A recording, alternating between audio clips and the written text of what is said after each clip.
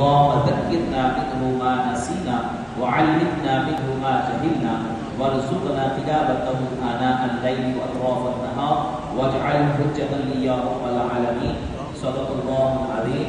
ربنا تقبل منا إنك أنت السميع العليم.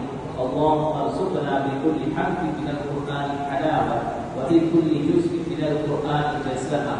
اللهم ارزقنا بالألف ألفة وبالباء بركة وبالتاء توبة وبالثاء ثبابا وبالجيم جمالا وبالحاء حكمة وبالخاء خيرا وبالدال دليلا وبالضال بقاء وبالراء رحمة وبالساء سكاء وبالسين سعادة وبالشين شفاء وبالصاد صدقا وبالضاد ضياء وبالضاء طراوة وبالضاء ظفرا وبالعين علما وبالغين غنى وبالفاء فلاحا وبالقاف قربة وبالكاف كرامة وباللام لطفا وبالميم موعظة وبالنون نورا وبالواو وصلة وبالهاء هداية وبالياء يقينا.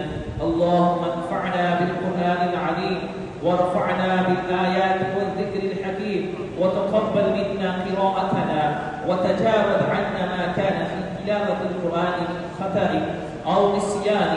اللهم ارزقنا شفاعة حبيبك الكريم